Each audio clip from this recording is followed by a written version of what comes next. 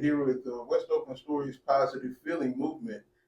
Today we are joined with Mr. Ed Howard, our founder, and Ms. Barbara Taylor, and we have a wonderful discussion in store for us all. For those of you who are joining us for the first time, West Oakland Stories Positive Feeling Movement is a nonprofit organization. It's based there in Oakland, and our goal is to get our elders stories ready to tell for those of us who are new to the Oakland area, for those of us who are lifetime Oakland residents, and those of us all around the world, so that we can understand the basis and the principles behind the No Negative Speak movement, and to appreciate the elders, the pioneers behind Oakland, as we know Oakland.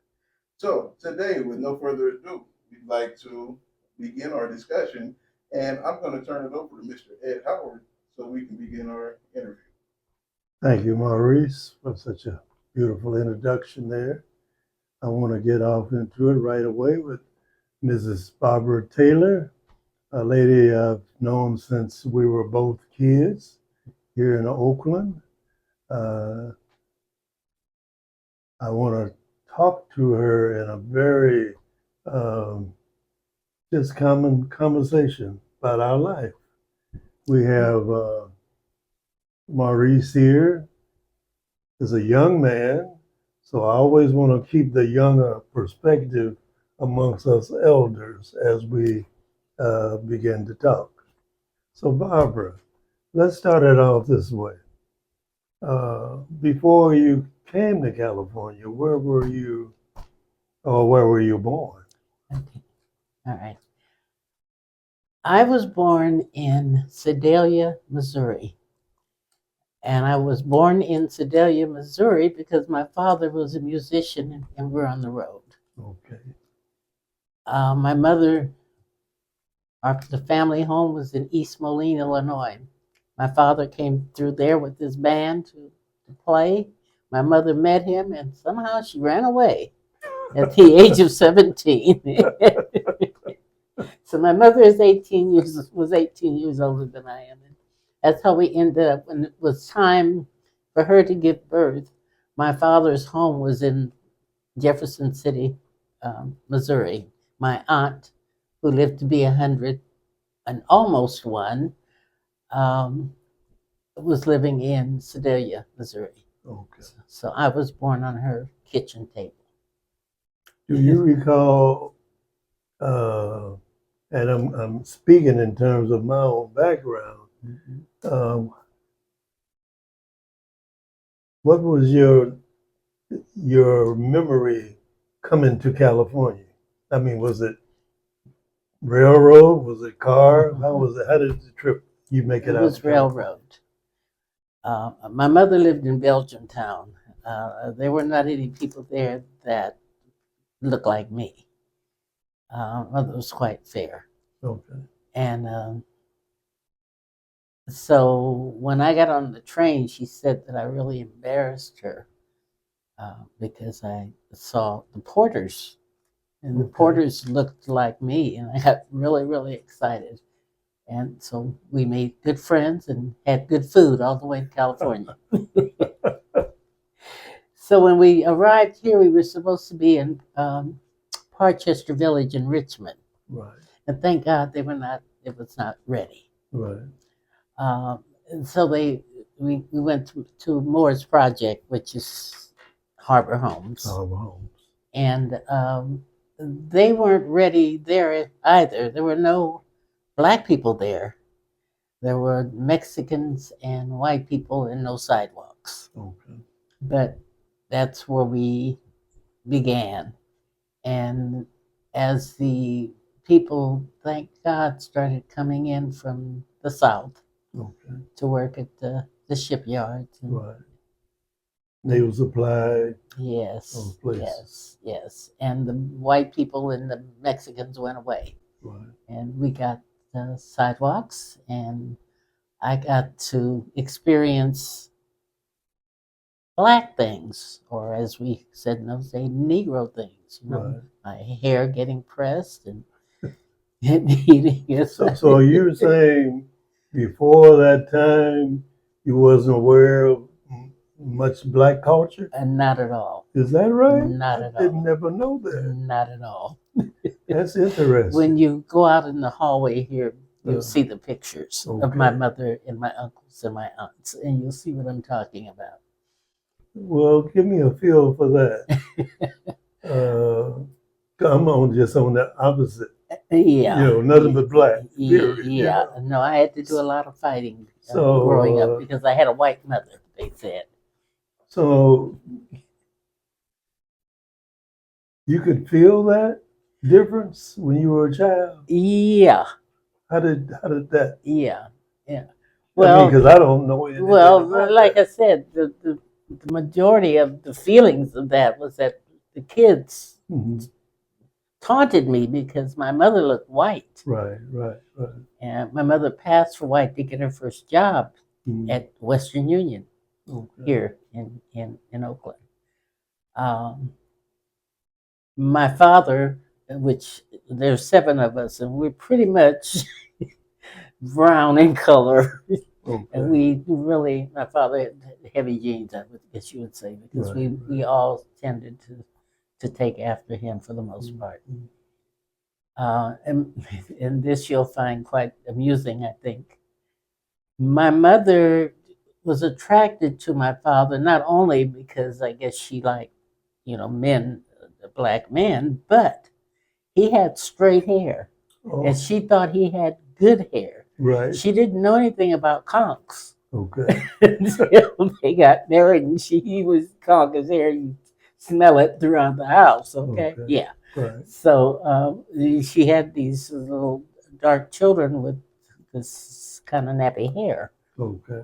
and not really knowing what to do with it.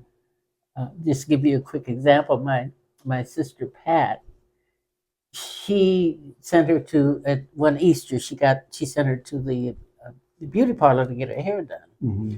And when she went to bed that night, my mother put a shower cap on her. The next morning, it was there was no more beauty shop there. Right. Yeah. Right. So she didn't really know very much on what to do. So with her hair. now you're in Oakland, California, and you started in the Oakland schools. And we talked a little earlier, and you were saying you went to many schools. On my case, I went to Prescott. And of course, Prescott went from the kindergarten to the 9th grade. And then you went to high school. So I only went to 2 schools. But you're telling me about your journey. I started out at Tompkins Elementary School, which is no longer here. Yeah. And from Tompkins, I was to go to Prescott. Right. But my mother wanted me to have good English, and which most of my friends did not have. Right. I couldn't say ain't and tote, none of that kind of stuff.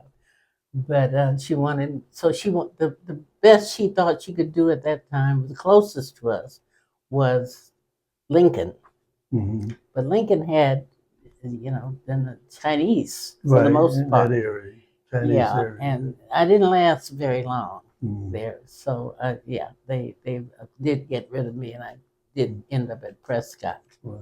which she was okay with at that time because she knew Mr. Dreyer and she knew one of the counselors. Mhm. So she felt I should be in pretty good hands.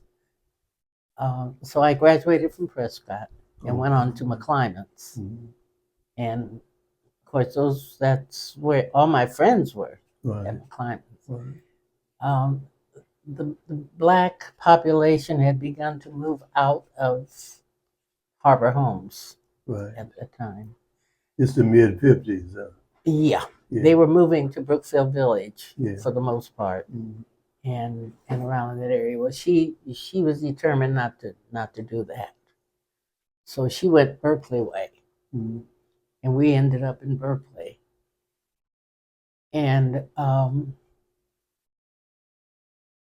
I was determined not to go to Berkeley High. Mhm. Berkeley High? You're kidding. So anyway, as I told you a little earlier, they had a bus strike, and it was a long bus strike, and I ended up having to ride with Mrs. Hargraves for that time. She was out, and she was in Berkeley Way.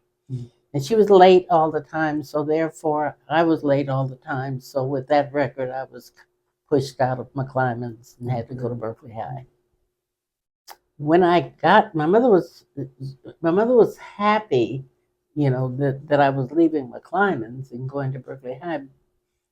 But what happened was that Berkeley High did not recognize anything that McClymonds did. Mhm.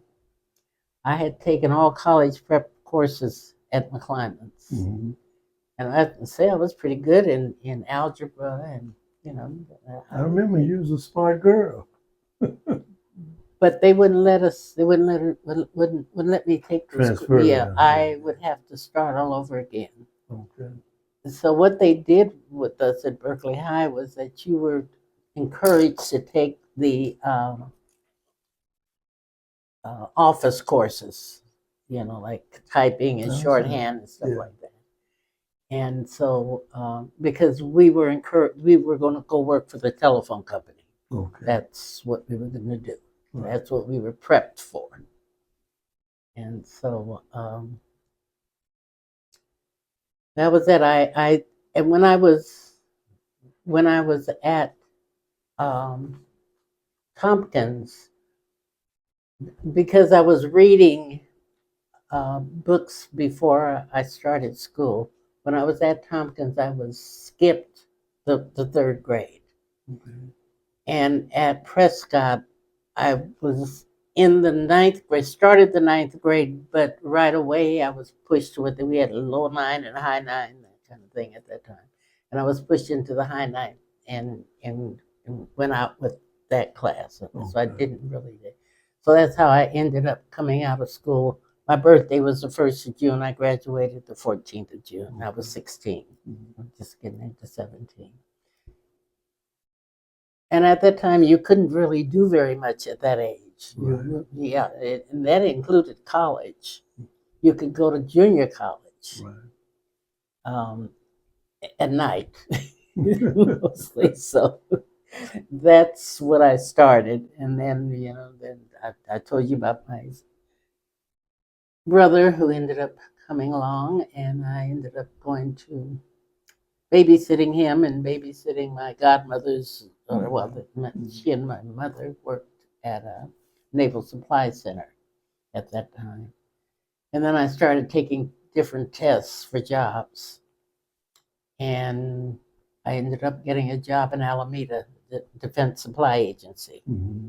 And so that's where they took me on with my courses that I had done at Berkeley High because I still was not old enough. Mm-hmm. Yet you're supposed to have been 18 to go to work for the government.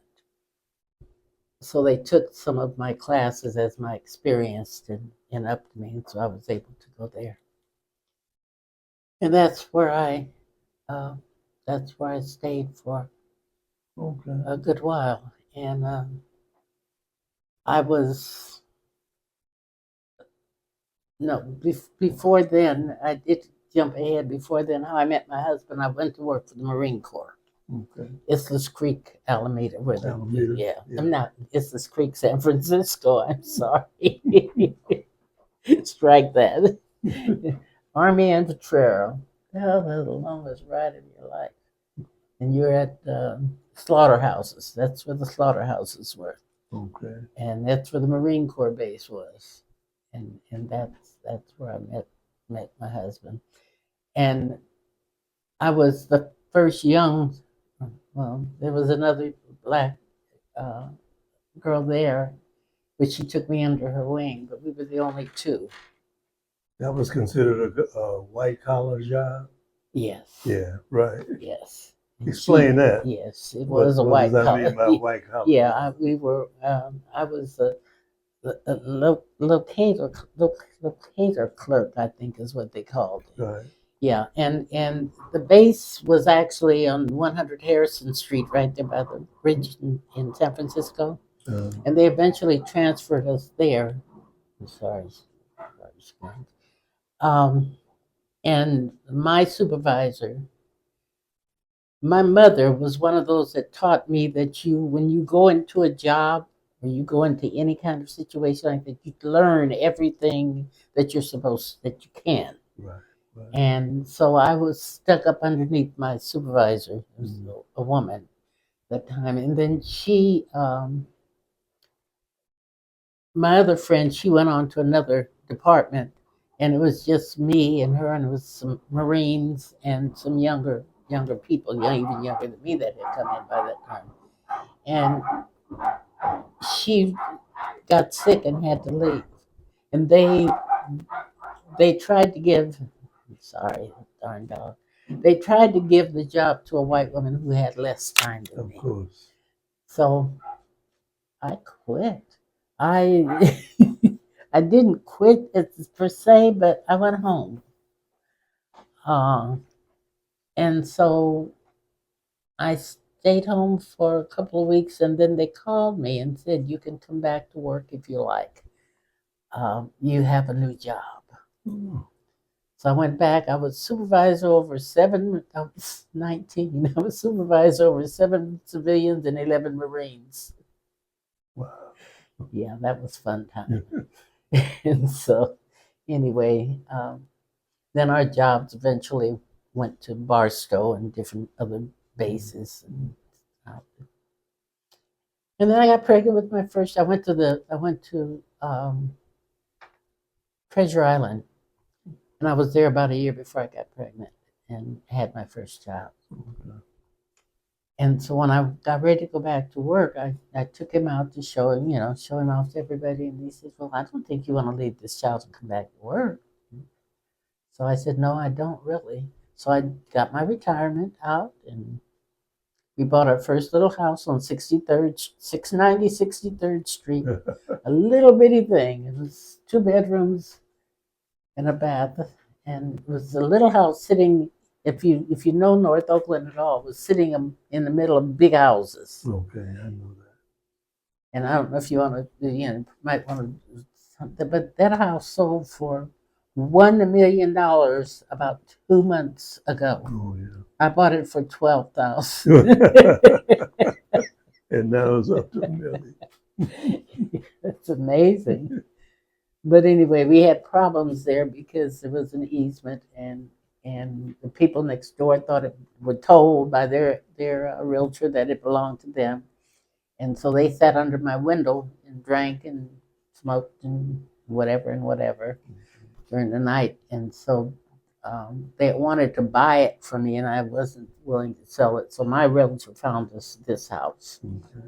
which was restricted, which we were not supposed to be here. So the people did sell it to us. They fell in love with my son, my little guy, and their realtor said, "You need to sell it to these people." So they did, and then they had to leave immediately. So we were able to move in even before it closed. They charged us $5 a week, and we only paid $20,000 for this house, which is now house next door was for 1.3 million. Anyway, that I don't know if that's. Yeah, I would like to go back a little bit when you talk about the dynamics of a family, how you're saying your mother made moves so that get around people could speak so-called better and all that, which was kind of true in my house too. There was a great emphasis on how you speak. Yes. Back in that day. Yes. Yes. In my particular home,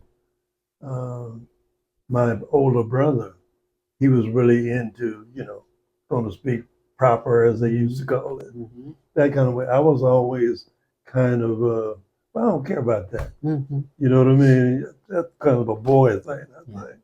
The girls was always trying to speak better and look better and that kind of thing. So that was quite a thing in the community at that time. It was, and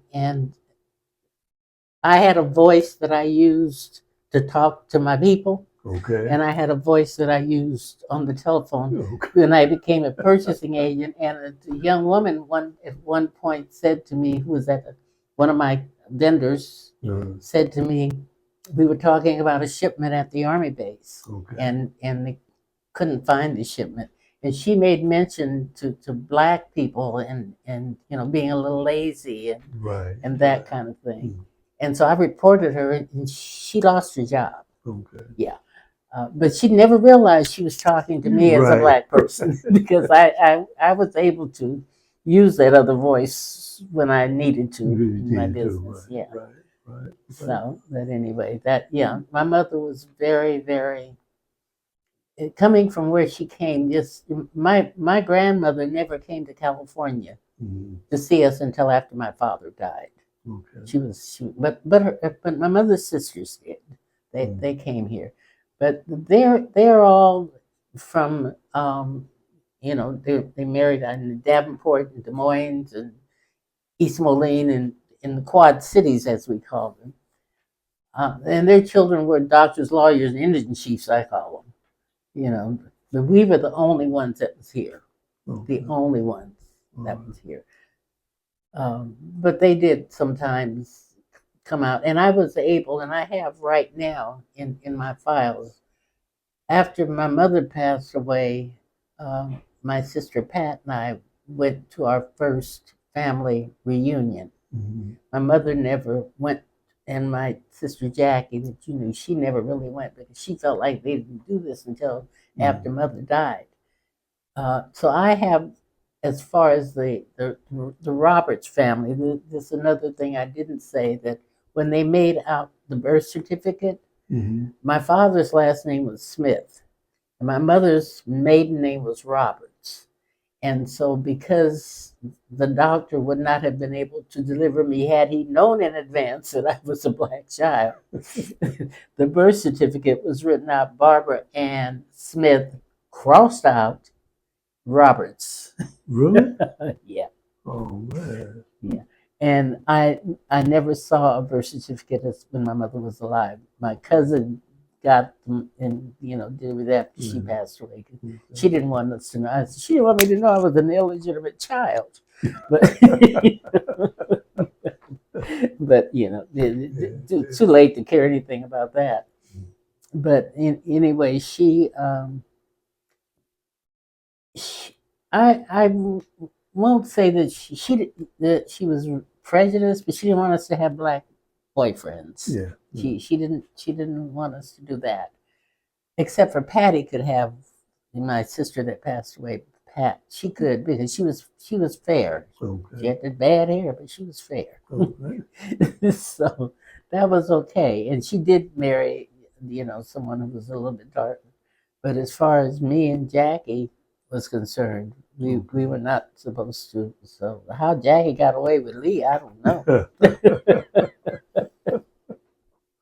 That's very interesting. Yeah, so that's and my when I was working at Treasure Island, I was I always felt sorry for the young men. On the holidays, they're away from home. They they don't have their families. I was always bringing men home. Kelly told me, "Could you not bring any more men home?" But one of the guys that I brought home, his name was Billy Miller, and he was from Rock Hill, South Carolina.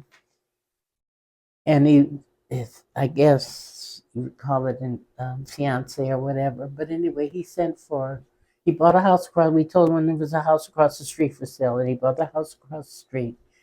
And he sent for his person that he married. And she brought her 2 kids. And one of them is my godchild.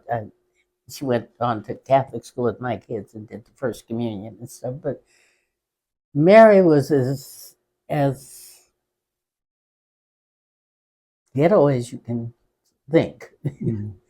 She came over, she bought her 6-pack of beer, her cigarettes, crossed her legs, got up in the morning, got through with her housework at 9 o'clock. And we still all trying to get to ours, to get out of bed, really.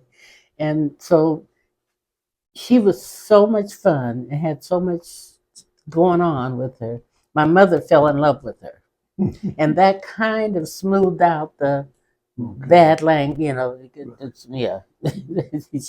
Because I had a babysitter who all she was hired to do was to babysit my kids while I worked. Mhm. But she did everything. Okay. And she called me up and said, "It's okay if I iron your clothes. You know, it's okay if I cook your dinner." You know, she did everything. But my mother was not happy with her Mhm. because she didn't speak good English, and my kids were going to end up not speaking good English. Yeah, yeah. How did coming up under those conditions come the 60s when the went from the civil rights movement to the Black Power movement? How was that dealt with in your family? Not very much. Okay. Yeah, it really wasn't very much. Mm. When of course we had moved here, and young man, Indian couple, I guess, lived. How these people got in here, I don't know, because it's From India, the continent, or India, America? I think American Indian. Okay.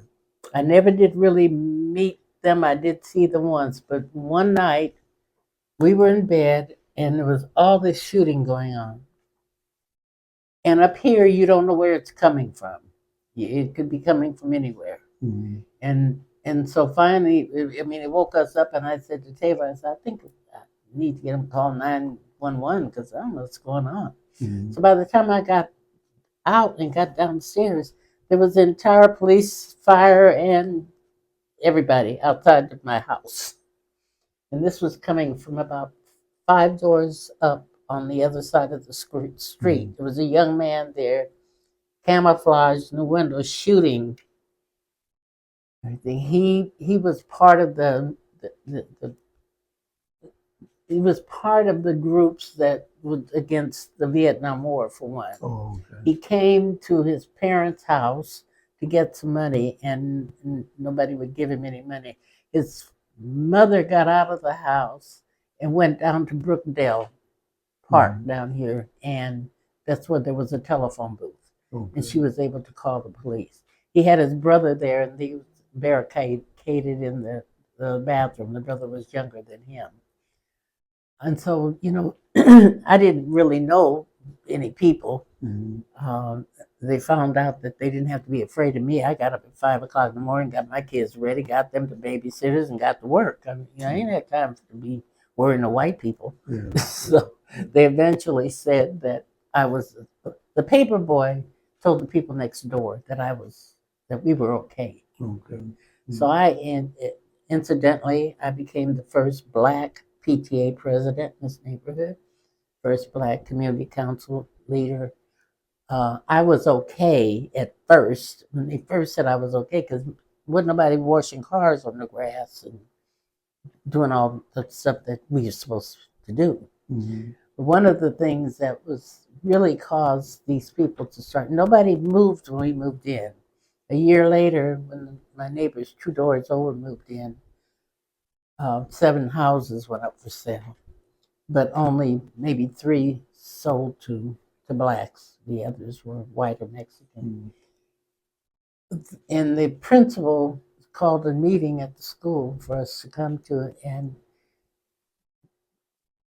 he was trying to keep those people from selling their houses and moving, changing this neighborhood. Mm-hmm. What they were afraid of was when their kids would get to junior high school, which was Frick, mm-hmm. down the street there on 64th, the girls would start having problems mm-hmm. because they were not as developed as our girls were. Right.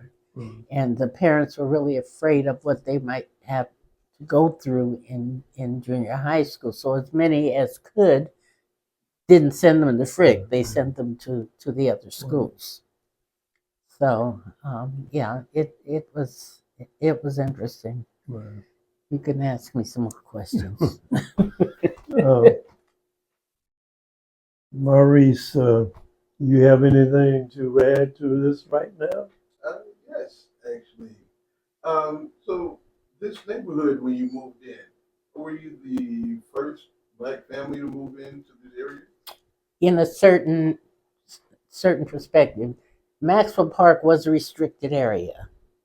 And they said no people of African, Asian, and whatever else. Bruce Lee lived across the street. and Yeah. two more Asian families lived a little further up the street. But there were no black people on this block or the next block. I think about 3 blocks down, there was a couple there. I would see her at Safeway, where Walgreens is now, used to be a Safeway.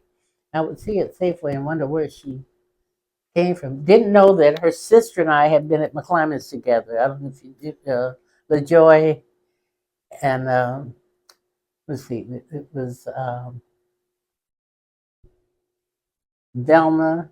They were Haywards with their Haywards. Velma and LaJoy Hayward. Oh, legit, Lake Yeah, Joy. yeah. Well, anyway, her sister lived down the street. Okay. Her and her husband and family.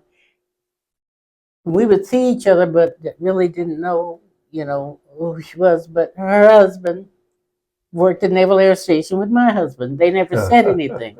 Then around on Cortland, about 3 blocks around the other way, was another family, the Morgans. Her name, the last name was Wickware, but she married a Morgan. And I would see her occasionally. But her husband worked with Taylor too. They all worked at Naval Air Station, but nobody saw each. They never saw each other at the same time when we were out. But we found it out later. So yeah, we were what they considered the first up this way in Maxwell Park. But Maxwell Park ran from, it was called High 55th, from MacArthur to Foothill, from High Street to 55th. Yeah, so that was what Maxwell Park was. And Bruce Lee was the Green Hornet when we moved here. Yeah. And he's right across, he lived right across the street from There's a silhouette on the house across the street that she finally put up. That's what I was talking to the lady that lives in that house now. Yeah. Okay.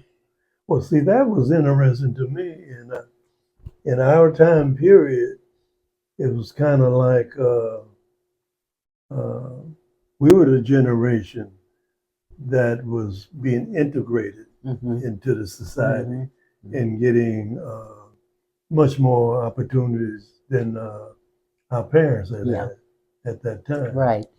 And so we were really trailblazers. Yeah, we had 3 in the city of Oakland. Yeah. The day we moved in here, my cousin or some relative was here. Maybe it was somebody on Taylor's. I can't remember. We had a relative here. When we got here to this house with the first load of stuff to move in, there were 3 Ks across our doorstep. Oh, man. But, really didn't. We walked over it. We didn't really do anything. When I got really angry, that was the year that Goldwater and Johnson running. And they had poll takers. And so there was a poll taker that came, rang our doorbell, looked at us and thought, oh my God, what have I done? And didn't know what to ask us, et cetera. So the teenagers watched us a lot. And then there were quite a few teenagers on this block.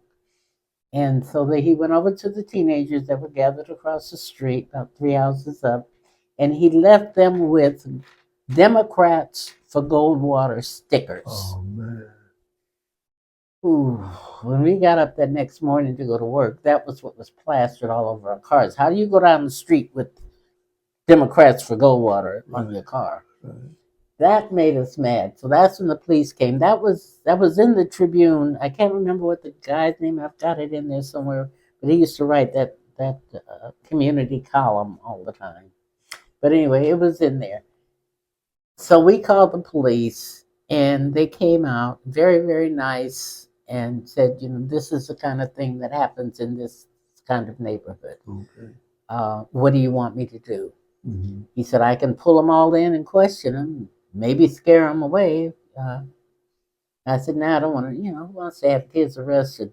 They haven't really done anything. But the man next door was a really nice man. He was one of the 2 people on this block that actually talked to us.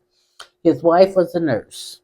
They had 2 girls. Okay. His wife, and they were at Skyline. His wife made them move and sell the house because she was afraid that daughters would get raped. My boys were 2 and 4. Mhm. They were in high school. Oh, wow. And someone actually told me, she said that the neighbors next door their kids were our kids' age. Except they had a daughter who was older, beautiful girl. So they kind of played together and they were friendly. But she at one point said that she was prejudiced because that's the way she was raised. She was from Florida and she was taught to be prejudiced. Okay. Her son now comes to visit me, the oldest boy. Okay. When my son died, he came over and brought his girlfriend, and Okay. and he writes me back and forth on Facebook and does little things, draws us little stuff together. But that's the way it is. It's probably more than not. A lot of the people that moved back in, whose parents made them move out to the suburbs, someplace where it takes them 2 hours to get to work. Right. You know. How did you, over the years, I've seen you at a lot of political kind of situations. How did you get involved in politics? Well, basically, the politics came from me being friendly with our city councilwoman, who everybody hated. I worked for her for 9 years. Which city councilman? Desley Brooks. Oh, Desi? Yes. Okay. She couldn't stand me, but she loved him. But that was okay. Who cared? And they paid good. Okay. So, yeah, I worked with her, and she wanted me to do things like make sure that I got on the board for the NCPC, the neighborhood board, and that kind of thing, just to keep, But I couldn't take it. After a while, I just couldn't take it. I told them, okay, you people meet once a month, and you meet for 2 hours, and an hour and a half is spent talking about how you don't like Desley. Yeah. Okay? I thought we were supposed to be here to try to take care of some of the problems that the neighborhood has, and no, they want to talk about Desley. So after a while, I just couldn't take it anymore. So I dropped off of that. But I did. I still do work with. I did work with Lauren a bit, and so as Kathy, you know who Kathy Adams is. Yeah. So as she progressed, I started work. Well, let me back up. How I got there into everything was through the Black Business Listings Black Expo. Okay. I worked with Diane for 9 years. All right. Yeah, and how I got there was my son Kenny had a band. The band was called Radiance. They were signed to Quincy Jones. Okay. And so I was the hot person in town. Every band wanted me to manage them because they thought she can get them on Quincy Jones. Right. Well, I didn't get them on Quincy Jones, but anyway, he got themselves on there. I had 7 bands at one point. Wow. And then, I spent that time, I worked for 2 years at Ivy's, booking the entertainment. Oh, I didn't know that. Yes, okay. I was there for 2 years. I was there, Benny, the sister, I don't know if you ever met Benny. Benny. Okay. I know well. Well, Benny and I became good friends because after the boys got so hot, and Quincy took them to Columbus to do their album. He didn't want them around here because some girls were driving me crazy. So he took them there. And when they came back, Jay came over and to listen to them at a practice. The practice pad was downstairs. And so they started playing at Ivy's quite a few Saturday nights. And whenever they were at a nightclub, I was right there. Okay. The boys were not going to nightclub without me. So I got to be good friends with Benny. Okay. And she told me, she says, you know what, I want to go back to Atlanta. I want to go back to work for Coretta King. But I need somebody to handle my brothers. And I think you might be the only one that could handle. Oh, really? So that's how I got that job. I took her job, and she wanted to go back. And what's really sad? When John died, what, a few years ago. Yeah. Benny was there. She didn't know who I was. Oh, she did? She really didn't know who I Yeah, was. it goes. Yeah, it was pretty sad Yeah. to me. You know, I recall when Benny and Desi, the city councilman, Desi Woods, what's in it? Yeah, Desi Whopper. Wood, yeah, right, yeah. right. They both left Oakland. I think that was about 66 or somewhere like that. They went back with Stokely Carmichael. Stokely used to come to Oakland in the Black Power movement. Yeah, right? yeah. And that's how they hooked up. I Yeah. remember when they left. Yeah. Yeah. Yeah, well, that's what happened, and Fred had already screwed up everything. I don't know who was doing their books at that time, but they were not paying not paying employee taxes. Okay. And we cut it for a minute.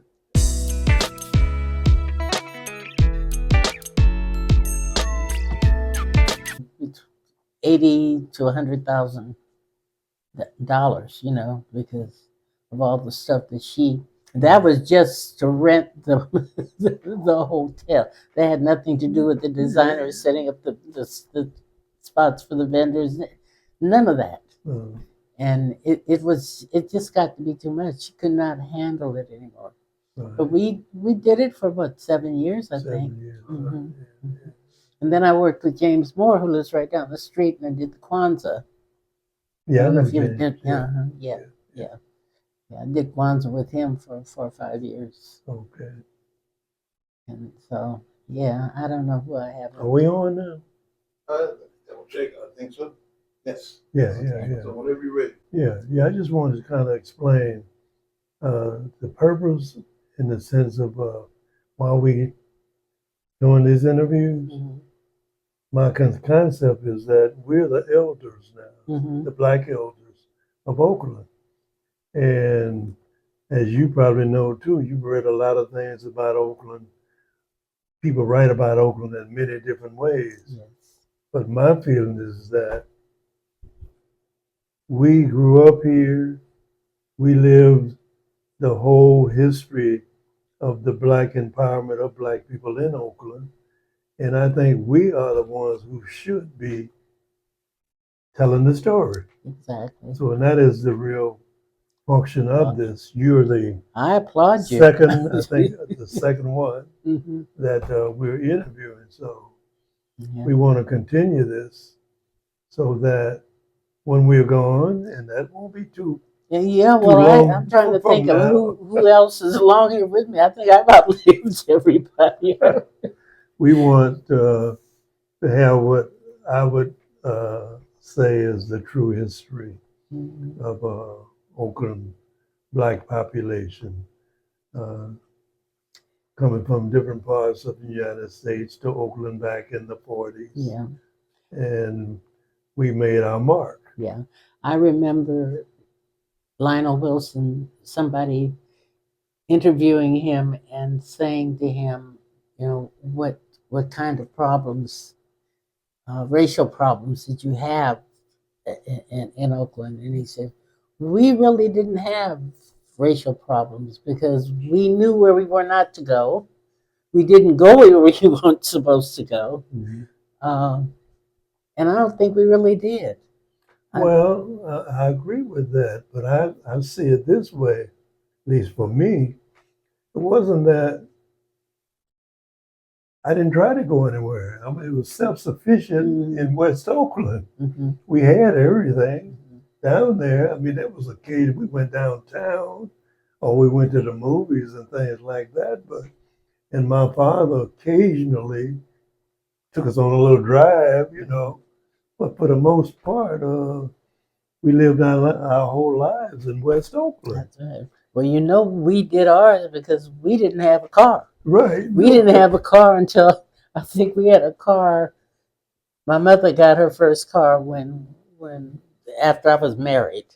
Okay. Uh-huh. Yeah. So my father, I remember the first car we got, 1949. He got a Pontiac. I remember that. But you're right. Yeah. It was like in those days, we would always know who got the first telephone, Hmm. who got the first combination player, And who got the first washing color machine, TV? I remember, you know, who the got the TV first refrigerator. was about the. Oh yeah, because I was taller than my refrigerator Yeah, right. when I was 12. I remember that. So that's I'm speaking on this, or we're speaking on this because at your age group, I don't even know if you have a concept of that because all these things is in your life when you were born.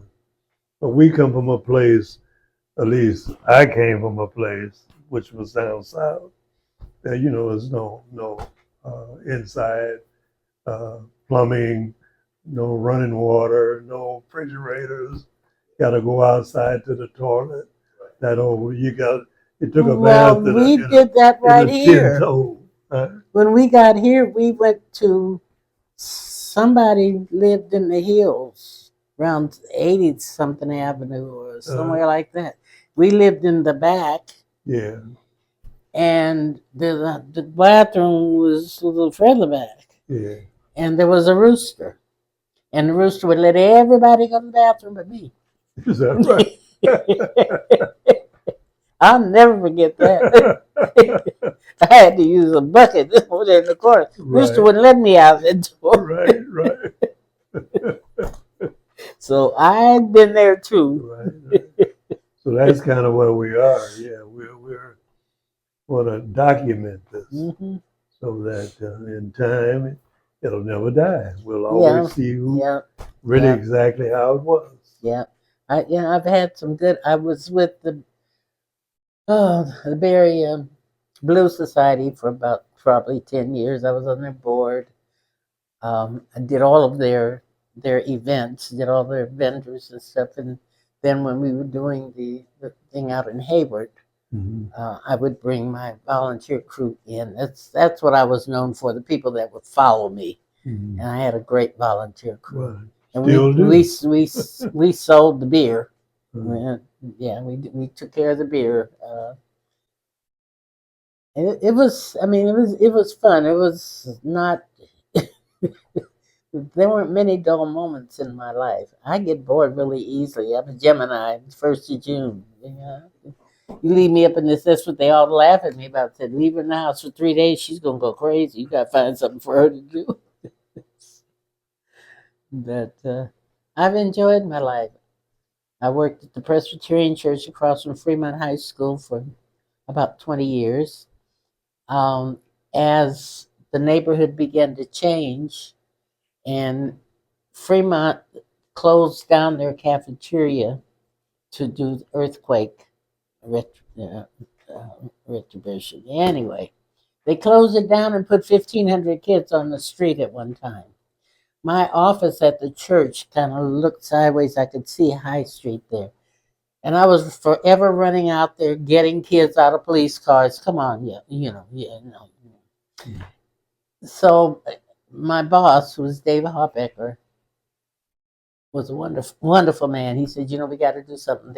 The original church sits right on the corner of Congress and High Street, Yeah. right there, 42nd. Mm-hmm. And that's a small church. Right. That was the original church. Mm-hmm. And that was empty. Mm-hmm. And so what he said, let's look into doing something. So what we did, he got a pool table. I got Granny Goose to give me potato chips and stuff. McDonald's to give me drinks and sodas and stuff. And Lucky's was happy to give me anything I asked for. Okay. Keep all them kids out of their store down there. So, but I could sell that stuff cheaper than they, I could 10 cents for a bag of chips and that kind of stuff. And we opened up that whole building there. The noontime program is what it was called. The kids named it the Tiger's Den. And so, but I had so many kids in there once I couldn't handle it. It was driving me crazy. So what happened was that I had to get some supervisors, and so I went to Alameda County to their program with, people get tickets and have to do time, community time. and I was able to get 2 people that lived in the village, Okay. and the kids went to Fremont from the village, and so I got them there, and they were my security at the door. The kids knew them, and they knew most of them. So then the front room was a nice little living room area, and I put a TV in there so the kids could watch soap operas. You know, girls always like that. Mhm. So I did that, and then in the gym, I tried to do a disco room in the gym, but them hard heads.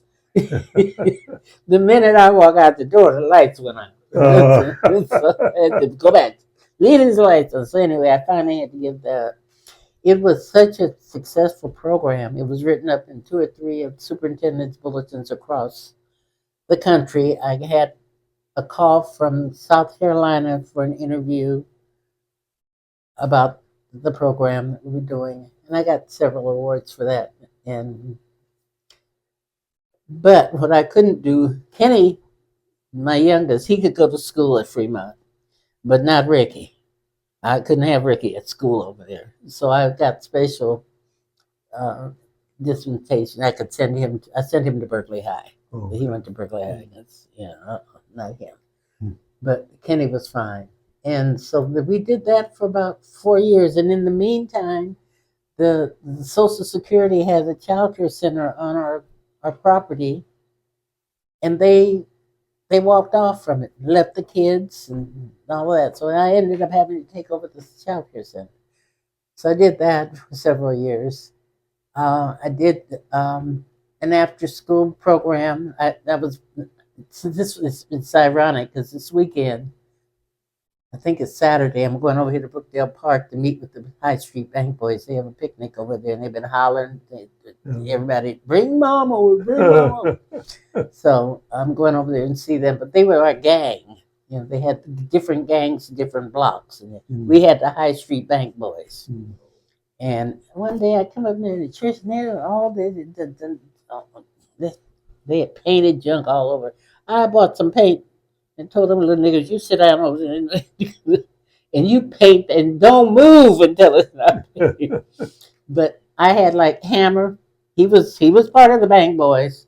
I knew all of them. And so I had after school programs where they could bring their instruments and play and come and do that. Kenny, my son, told me, he said, you know what, my mama's the only person I know that could go down East 14th at 3 o'clock in the morning. They said, hi, Miss Taylor. Hi, Mama. Hi, Miss Taylor. The police would call me and say, I got one of your kids down here. They tell me that they work for you. I said, well, they did. They would tell them, come on, I'm ready. And so I would do stuff like that every summer. One of the men in the church was an attorney, and he was trustee over 2,600 acres, which included a lake in Calaveras County. I would take a busload of kids to Calaveras County camping for a whole week every year. We put, he told me Eastmont Mall should have paid me, but they didn't pay me. But at least I got them off the hook for. We had some goings on. Yeah, we had some goings on. Right. I did a lot of stuff that sometimes it makes hard to remember. I have to talk about it so I can remember what I did do. But I did do a lot of stuff. Because they're my little darlings. They called me from Eastmont Mall. I mean, from the guy next door was a security guard, and they called me from the Coliseum. He said, Miss B, they called them my little darlings, especially the bad ones. Miss B, I got one of your little darlings out here, and he is raising hell because he don't have no ticket to get into Maze, and he just started taking all the. So could you come see about it? I have to go out to Coliseum and get him, bring him back. Wow. And I had a briefcase, and I had I saw. I don't know if you remember Judge Barranco. No. Light-skinned guy, black. Mm. He carried a gun on his side. No. Mm. I saw him at the eye clinic not too long ago. And I said, I know you don't remember me, but he's retired now. I said, but I remember you. I was in your court Okay. Plenty of times getting my little darlings. Oh. And I put my little suit on and I get my little briefcase and and I go try to get them my little darlings. Yeah. Oh God, I tell you, those were the days. And I'm still gonna do stuff away from the house because I can't sit in here all day. I'm glad that my grandson is here now because Taylor never did really go with me anywhere because he worked at Naval Air Station and he had to be there at 7:15, so he was out of here at 6 something every morning. He was up at Mhm. and of course he was a drinker. Him and the rest of the neighborhood men, and but it never kept him from going to work. Yeah. Yeah. Okay. Yeah, never kept. My dad was an alcoholic, and I swore I'd never marry a man that would drink. But and I didn't know he drank like that. But Oh. he was a Marine, so what can I say? So but we've been married 67 years this year. Oh. Beautiful. Beautiful. Yeah, and it's all laziness. He's from Arizona. His mother was Mexican. She was here in Ibiza, but he's part Mexican. I told him if I'd left his blood in Tucson, he'd be dead by now because ain't nobody in Tucson live over 70 years, especially being black and Mexican. But anyway, yeah, he didn't care. His best friend Landro, he would go with me because after he retired first, he was a little older. He would go with me to the clubs, and then for 7 or 8 years, and I have all my newspaper clippings. I ran whist tournaments in clubs. We only played in black clubs. I started it at Ivy's when I was working there, and Smirnoff came on, and Miller Beer gave me a 6-month contract to bring entertainment into Ivy's. And then they chose my kids' band as their home band. They had they had a big truck and it was called the Miller Sound Express. Yeah. And it went, you remember that? Yeah. Yeah, it went from Parks, and then my kids were the home band on that. They played it at all of their stuff. So how did you, I mean, it sounds to me like you become quite a business person, but I know coming from our childhood, I don't know if you thought about being in business or not. Well, let me tell you, I worked for the government. I told you that. I was the first black purchasing agent for the Defense Supply Agency in Alameda. I dealt with over millions of dollars, and I had to buy food, and I was the only black contract buyer. I'd get out there on the street down there, Jacqueline Square at the produce markets, to get stuff that to send to the officers' clubs overseas. Okay. And I did a lot of stuff with the officers whose babies were allergic to normal kinds of things, like normal milk. I would get goat's milk and stuff like that. So I came out of there with a kind of a bookkeeping thing. And so that's what I've been doing. That's what I did at well, that's what I was supposed to be doing. I'm doing everything. But at High Street Church, I was a bookkeeper and a financial secretary. I did all of the books. I'd be up here in that room till 3 o'clock in the morning because at the church down there, they wanted to balance to the penny. Okay. Yeah, up here I don't have to do that. I just give them a report. But that was my side was bookkeeping and stuff. But I never wanted to what you would say be in charge and be responsible. I'd like somebody else to do that. I'll do the work. You just Give you a project. You handle that. Exactly. Yeah. That was all. That was what I liked to do. Except, like I said, when I made more money for Maxwell Park School than they had ever had before in their life. Okay. Well, Maurice, it from what I'm hearing, community is a big deal for you and the life you live. Can you speak a little to for people, let's say in future generations? Uh, we want to try to encourage people to engage with community, and we want to encourage people to make themselves available to be part of their community. Do you have any words for anybody who's probably feeling maybe detached or feeling like they're not included? Well, I'm glad you said that because we went through that same problem when the older people started dying in this neighborhood and younger people started moving in. Well, these younger people had jobs and babies and all that. They didn't have time to come out and go to a community meeting to talk about too many cars parked over there or whatever. You know, we got the stoplights at High Street in Virginia. We got those. We got the four-way stop signs down here in by the school and this street here. None of that. That's what the kind we worked on. There's a park on Fleming uh, called it's Maxwell Park. We got that. We went around and rang doorbells to people that had lots, and the lots are just sitting there. And our kids were going, having to go across to Brookdale Park, where the people didn't want them there anyway.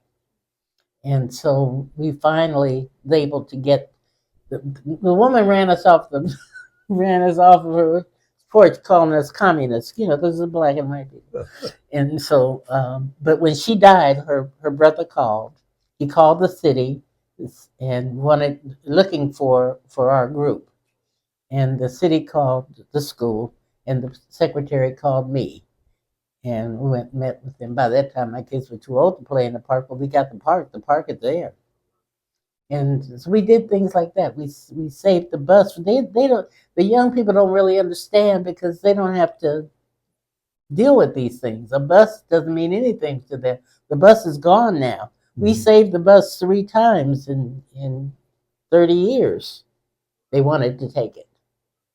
And we finally we couldn't save it totally, but we did get it to pick up folks in the morning and pick up folks in the evening.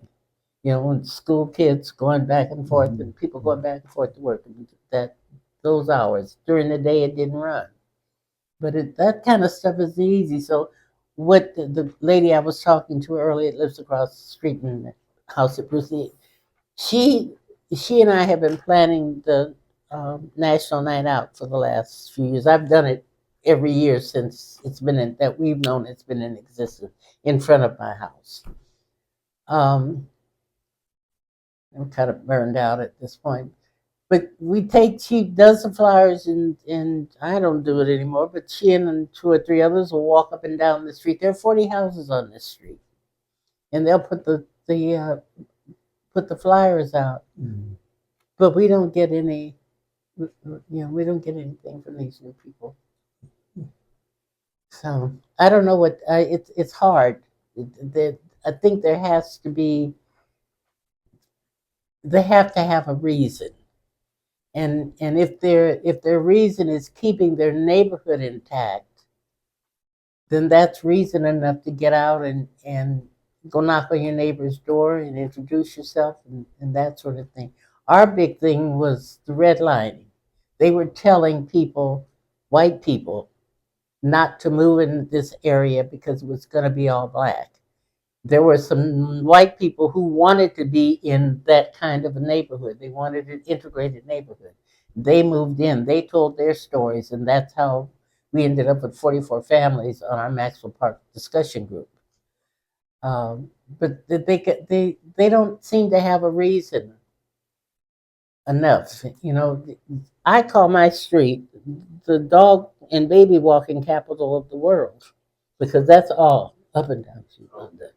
And we sit out on the porch sometimes and they'll talk. And I'll say, why don't you guys, have you been to our National Night Out yet? Why don't you come to meet some more of your neighbors? Oh, okay, but then you never see them. So I don't know what to tell you. It's been hard. We've tried it here to get the younger ones to come on in and take over. Let us old folks just come sit in a chair and enjoy. We have to keep doing it if it's going to happen. Hopefully with this video, it'll inspire some neighborhoods. I hope so. I would really, really hope so, because there are some, good neighborhoods. Look at have you been to West Oakland?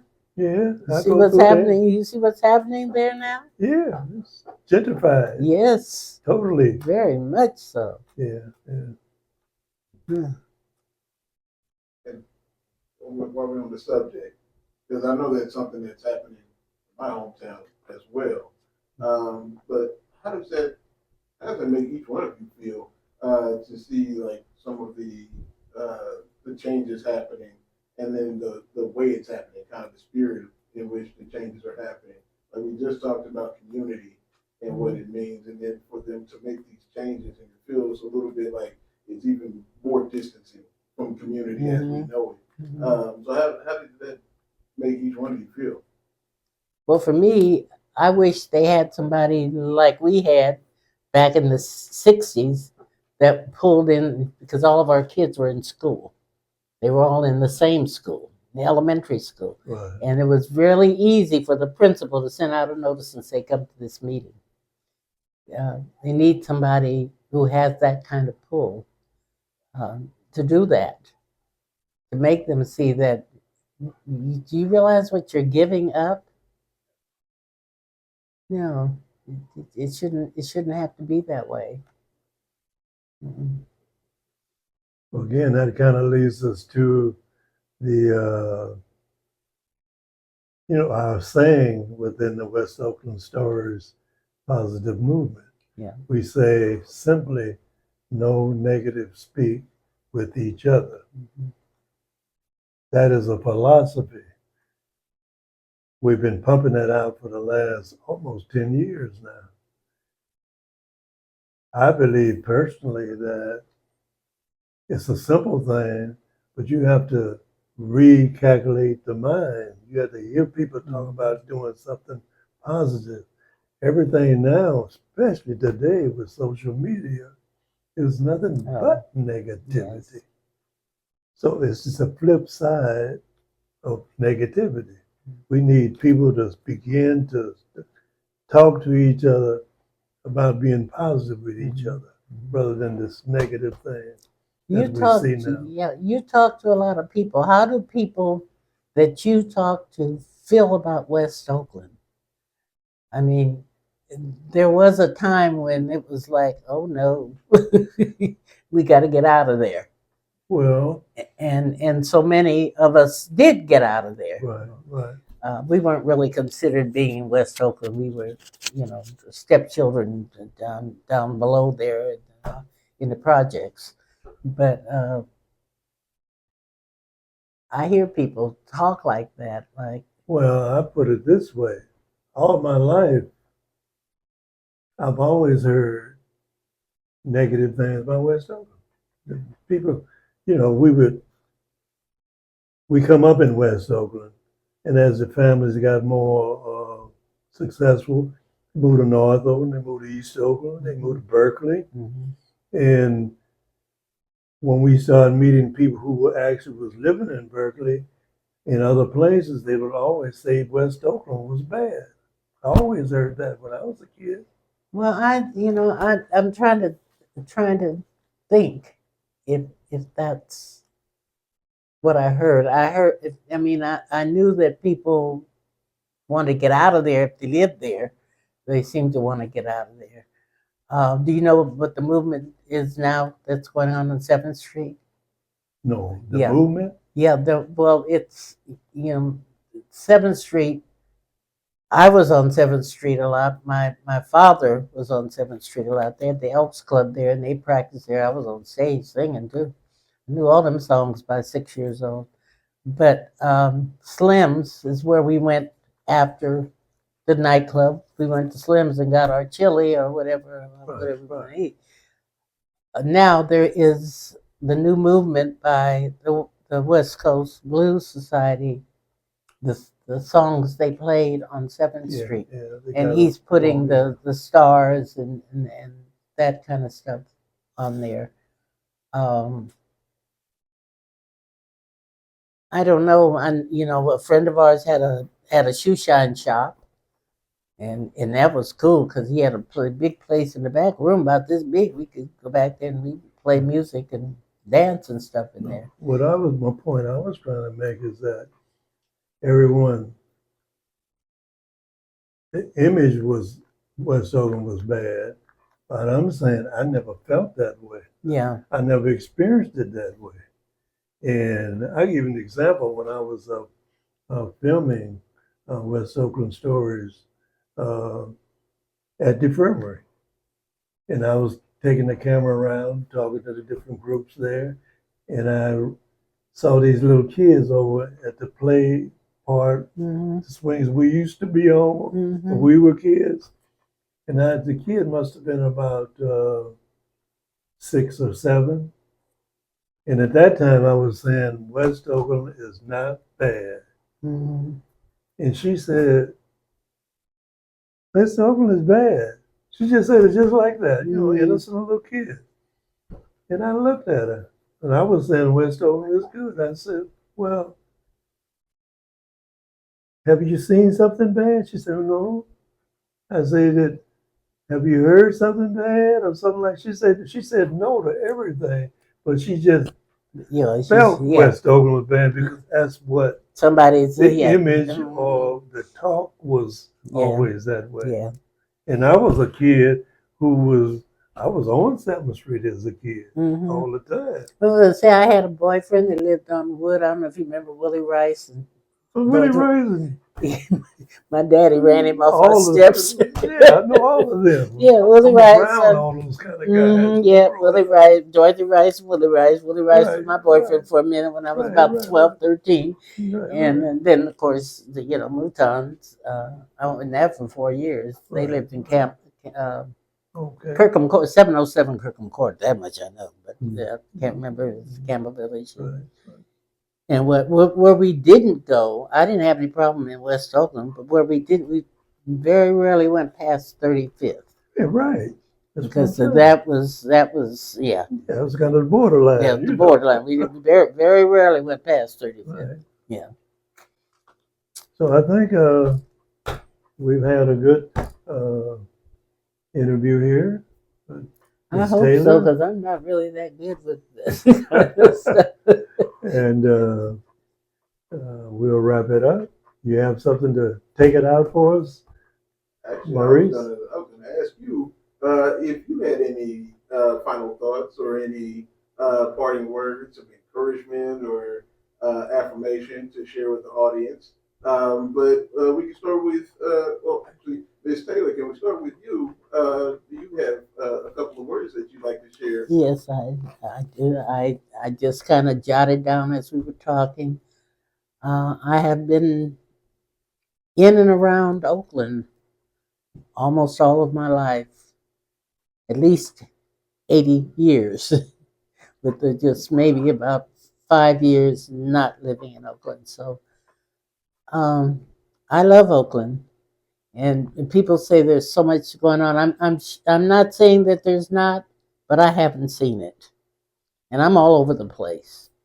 So I have not seen it. I love Oakland, and I don't plan on going anywhere else. I'll be here until y'all don't see me no more. Thank you, Barbara. I agree with you 100%.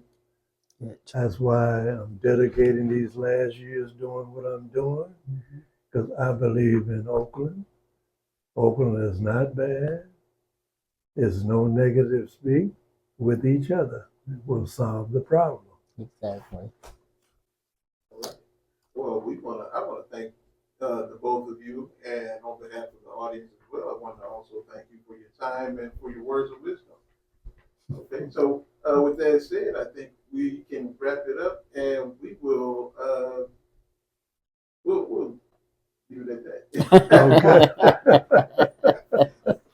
Okay.